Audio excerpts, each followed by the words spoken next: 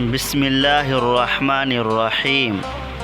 حدیث مبارکہ حضرت صلی اللہ علیہ وسلم سے سنا، آپ صلی اللہ علیہ وسلم فرماتے تھے، حلال کھلا ہوا ہے اور حرام بھی کھلا ہوا ہے، اور ان دونوں کے درمیان بعض چیزیں شبہ کی ہیں جن کو بہت لوگ نہیں جانتے کہ حلال ہیں یا حرام۔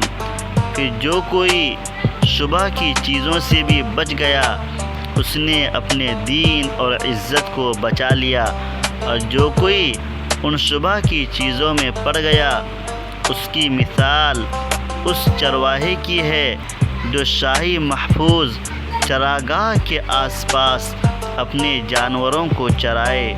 وہ قریب ہے کہ کبھی اس چراگاہ کے اندر گھس جائے اور شاہی مجرم قرار پائے۔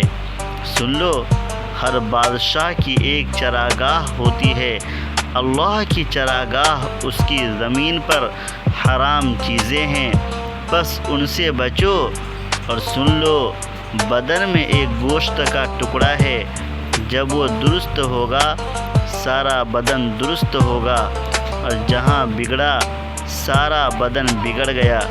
سن لو، وہ ٹکڑا آدمی کا دل ہے۔ حدیث نمبر 52 ہے۔ امام بخاری رحمۃ اللہ علیہ اپنی کتاب بخاری شریف میں اس روایت کو نقل کی ہے۔ اللہ کے نبی صلی اللہ علیہ وسلم اس حدیث پاک میں حلال، حرام اور ان دونوں کے درمیان شبہ کی چیزوں کو بیان فرمایا ہے۔ اللہ کے نبی صلی اللہ علیہ وسلم بہت ساری مثالوں سے پوری امت کو اس حدیث پاک میں سمجھانے کی کوشش کی ہے۔ اس لیے امت کے ہر فرد کو حلال کھانے کی فکر کرنی چاہیے اور حرام سے بچنے کی فکر کرنی چاہیے۔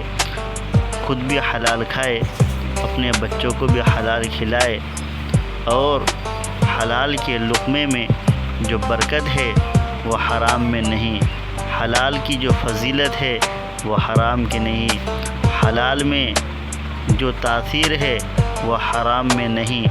اس لیے امت کے ہر فرد کو حلال کھانے کی فکر اور کوشش کرنی چاہیے، اور حرام کے لقمے سے بچنے کی فکر کرنی چاہیے، اور دوسروں کو بھی فکر دلانی چاہیے کہ امت کا ہر فرد کس طریقے سے حلال پر آ جائے اور حرام کے لقمے سے اور حرام کی کمائی سے بچ جائے۔